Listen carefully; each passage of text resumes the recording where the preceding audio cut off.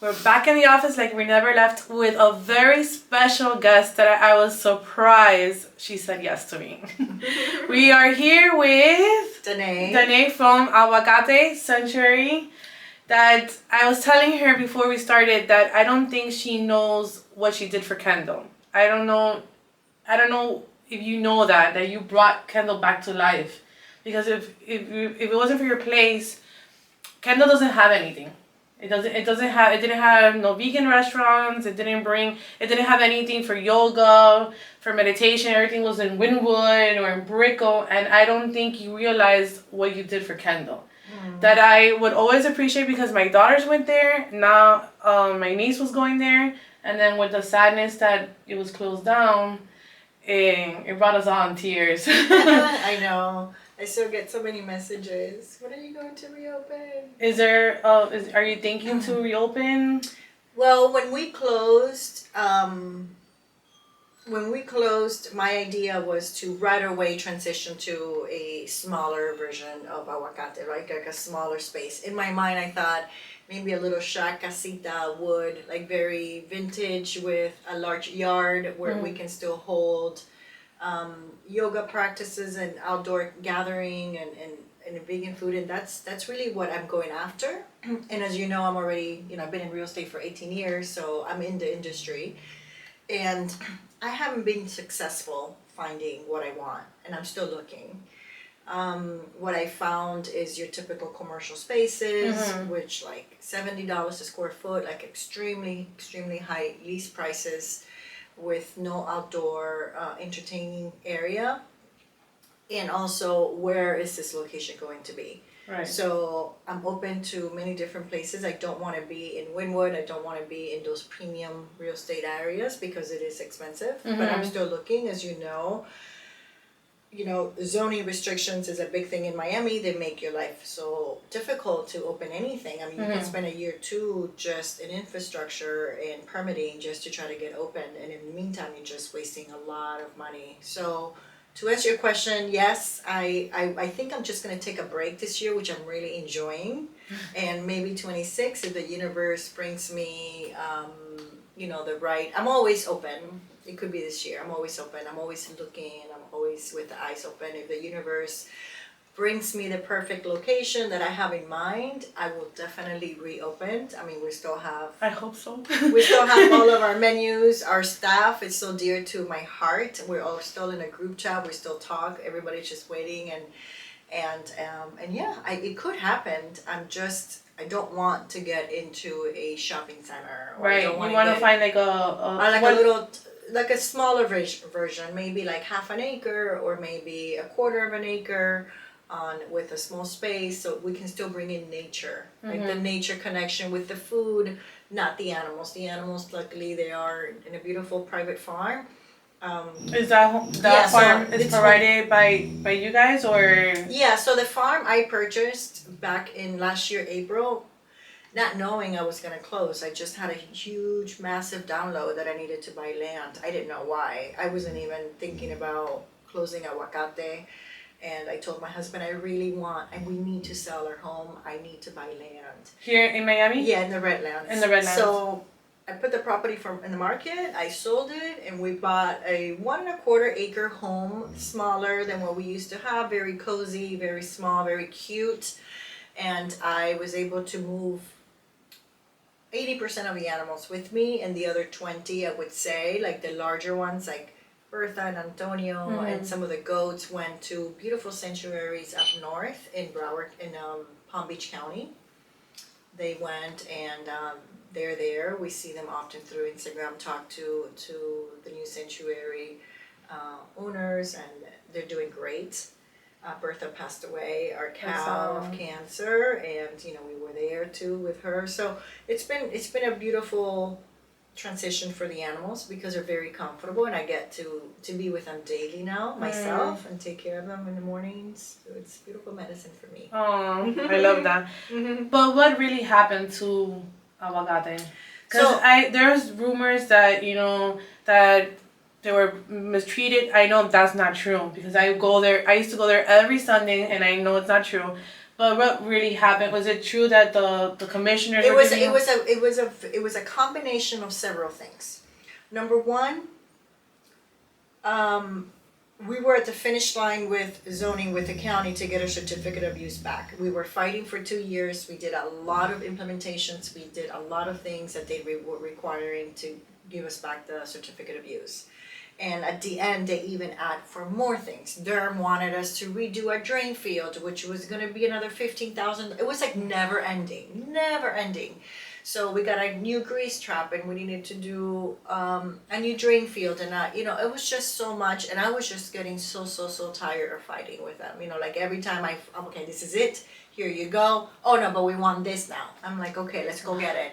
And then so it was like 2.5 years of constant reproducing new things that we need more from you. We need more from you. It was almost like I want you to give me all these things, but not really. I'm never gonna give you a certificate of use back, kind of thing.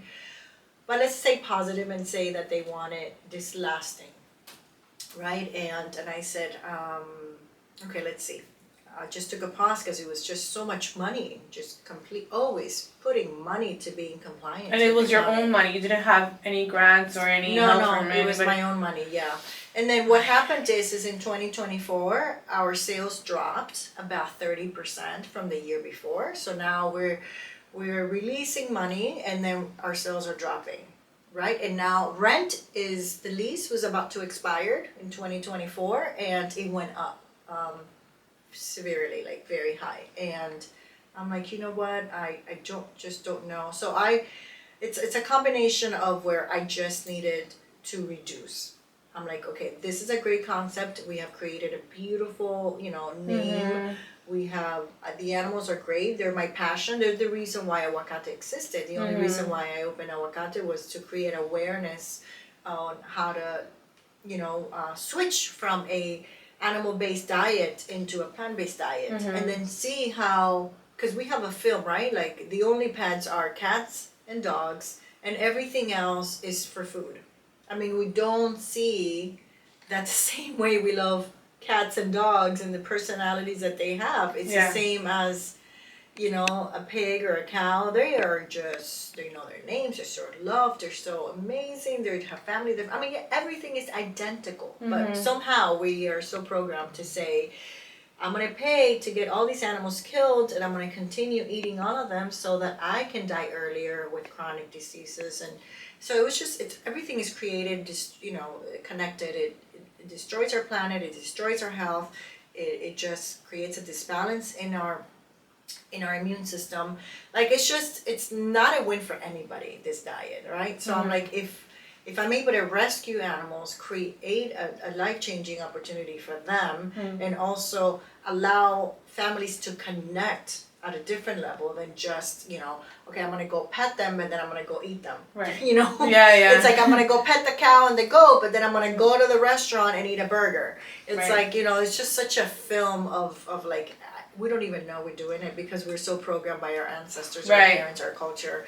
So, so I wanted to break that. I wanted to break that and say, okay, how can we help our community heal from previous mind conditioning, and realize that we can just feel so much lighter, so much better, so much energized if we put live foods versus dead foods in our body. I mean, if we put dead foods, we just create a higher density. But anyways, I don't want to deviate from our question.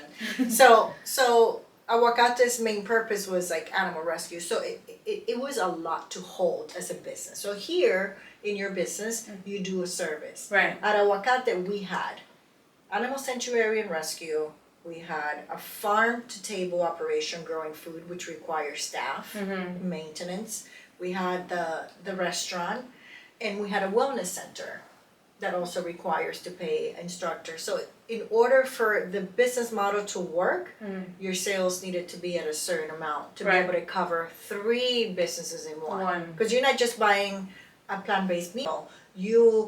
With that plant-based meal, we had to support over 120 animal rescues. We had to also support a wellness program that was, trying to stay afloat, and we had to support the farm.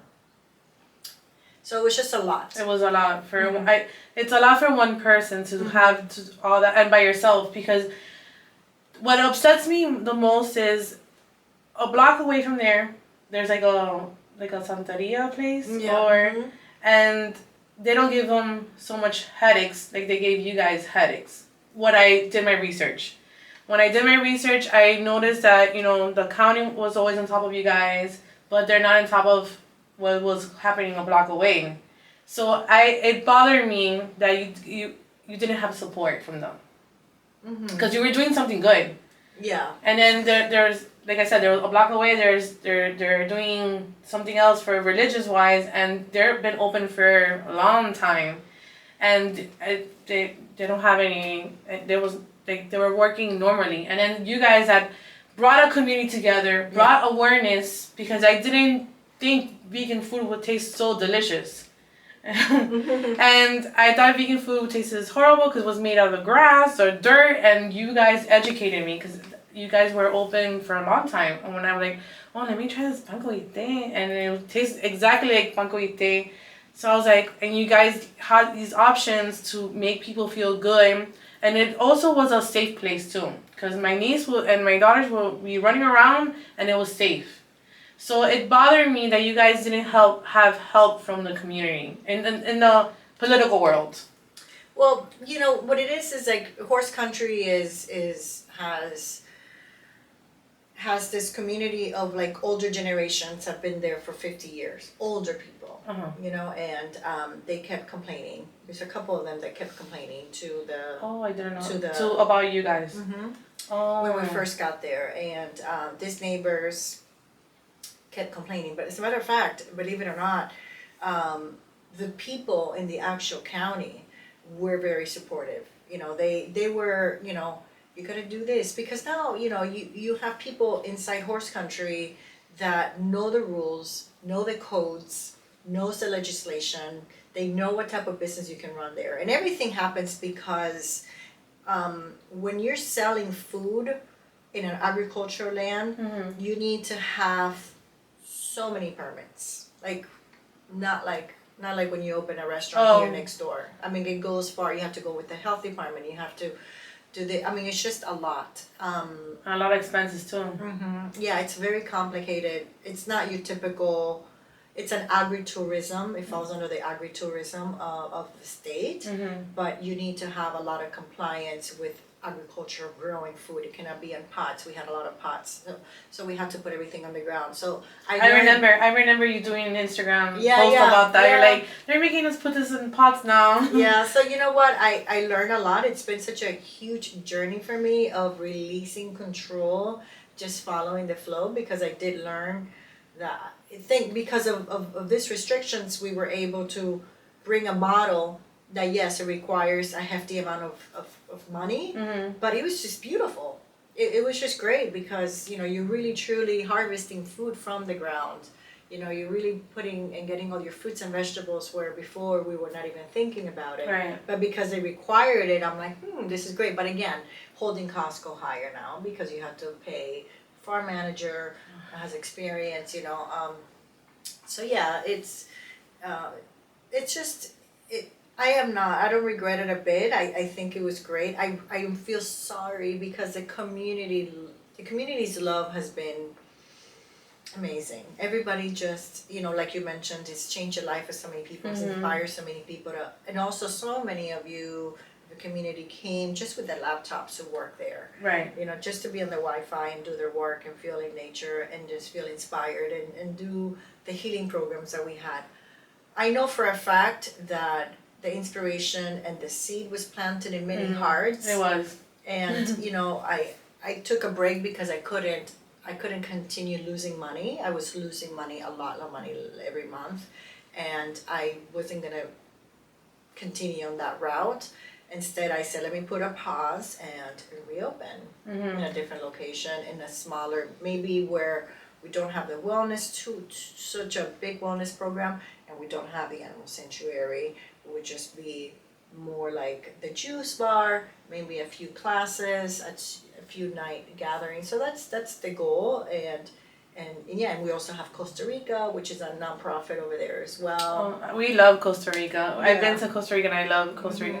It's another planet. I know. The atmosphere, everything is completely different. The people. You're from Costa Rica? No, I'm from Cuba. Yeah. But we went for actually a gymnastics competition and we loved it. We didn't want to leave.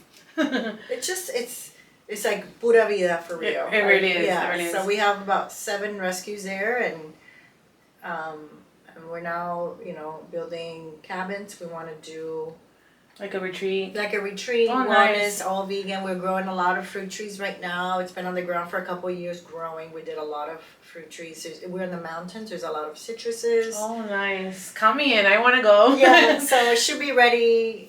Maybe the projection is a couple more years to have 7 or 8 more cabins built. And hopefully retire there and then have aguacate there, but more for like nice. To stay, very, very away from the city and the town. Oh, I need that.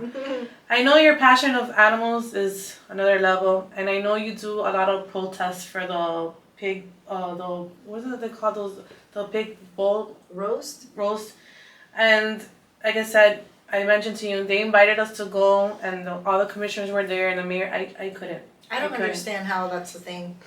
It's a huge thing, and it's growing. It's growing into churches and schools and private schools, and I don't even understand.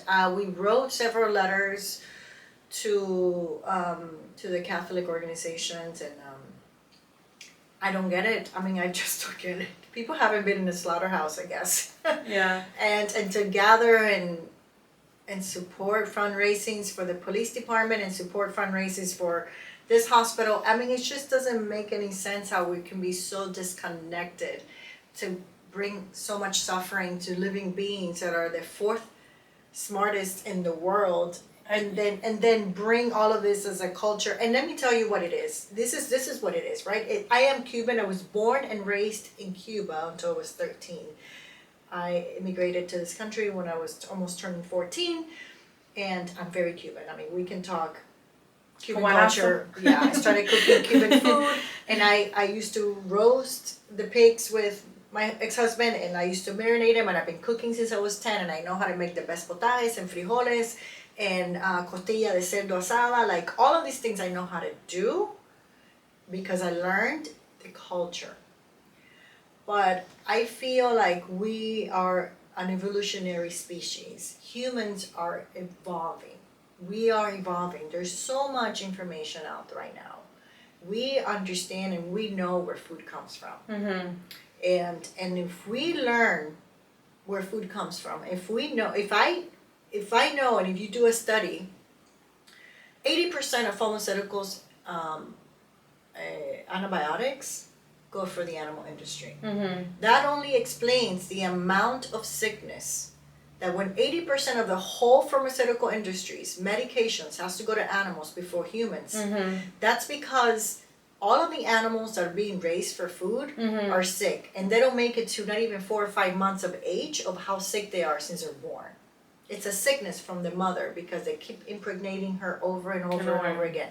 So now we have cruelty, we have diseases, we have an environment of dirt, of smell. I mean, if you go to the Cabrera slaughterhouse where these pigs come from, I personally have been there a few times to pick up pigs that have been surrendered, and I have to wear a mask because the smell is so intense, not even counting their screams, their smell, it's just so, and then we put that in our bodies. I mean, we add all these antibiotics, we add all this sickness, we add all of these traumas, which is in their DNA of their meat, and then we consume that in the name of gathering, celebration, community, support, sickness, hospitals, police departments. And then it's a constant energy. Nikola Tesla once said, if you consume dead energy, you become dead energy. If you consume life energy, you'll be alive. You give your body a higher support system to thrive. So, I am not saying the whole world should go vegan. Right. But that's what I want ideally.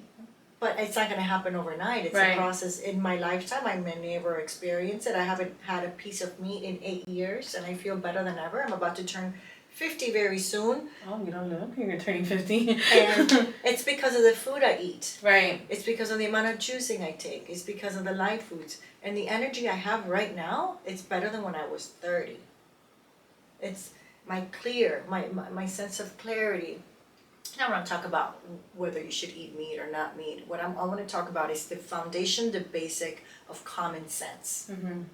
You know, common sense. Mm-hmm. If you look at the history of food comes from, and you take that and you want to, do some research, does it make sense that I put on my plate all of these things? I didn't know that. So one day I learned, and I'm like, wait a minute, and I got super sick from eating a chicken, and I spent 10 days doing research of the animal agriculture industry, animal factory, what is it called? So I went and I researched, and then I was like, there's no way I'm putting all of this. It's scary when you do your research where this food's coming from. You're like, oh my god. Yeah, but we still put it right. We also have peer pressure. When I changed to be a vegan, I had so much criticism from my family. Mm-hmm. It was just crazy, the amount of pressure. Oh, what do you mean you're not gonna eat meat? Or what do you mean that you're not doing this? You have to eat meat. You have to eat meat. So, but that's okay. You gotta stay strong, and you gotta stay in your in your beliefs. And I don't regret it a bit. I haven't been to a doctor in, I think, 7.5 years to be exact. I just did my blood work 2 months ago in January, and perfection. Everything. My blood work is perfection. So I'm very happy with the decisions I've made, not only for my health, but because primarily I do it for the animals, right? That's the reason why I'm vegan, for the animals. Secondary, my health also is proven that it does much better for me. But going back to your questions of the pig roast, if we're civilized and we're not in a third world country, we're not in South America where there's limited information to internet and things, and we know all of this information, and we're all probably middle class or higher, even if you're not middle class. So I'm just trying to create a group where we are intelligent enough to do our homework. Right. Should we be even supporting this type of events out of principle, out of no, it's like going to a yoga retreat or going to a spiritual retreat, and then they serving pork meat. Do you think that's normal? No. It's not normal, because when you put spirituality, you think of peace, you think of love. So when we choose gathering, when we choose an objective of doing something for the community, for an organization, we have to think of love from beginning to end, where it comes from to the top. If there's no love to begin the event, to where it's going, the funds, what is being collected, the money for, it should be all in alignment. It's true, because they talk bad about each other outside, and then they're all laughing, drinking, and you feel that energy. Like in the pictures, I didn't go personally, and I told you I got invited. I didn't even have to pay a ticket. We could have gone to film, and I told them I can't. I cannot be there. I just can't. I can't. Yeah. And now I saw some churches are doing those events with the same people hosting it.